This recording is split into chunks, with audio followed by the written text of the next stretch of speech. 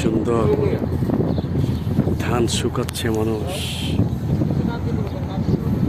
পরে এগুলো পরে কি জানি খেরের নামটা ঠিক মনে পড়তেছে না, নামটা জানি বাট মনে পড়তেছে না, এই জন্য দুঃখিত।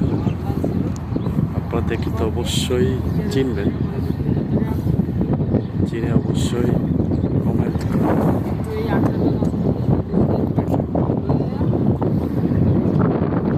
খের কিভাবে পাশেই একটা ফুটপাতের রাস্তা, ফুটপাতের রাস্তা নতুন হয়েছে। ফুটপাতের রাস্তার ঠিক উল্টা পাশেই নদী, ঠিক উল্টা পাশে ধান খেত। এখান থেকে ধান কেটে এখানে এনে শুকাচ্ছে কিছুটা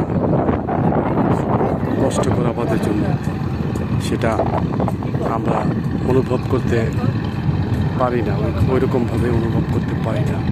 কৃষকরা আসলে অনেক কষ্ট করে আমাদের জন্য, ধান চাষ করে এরপরে ধান থেকে কাটার পরে ধান আলাদা করে অনেক প্রসেসিং আছে।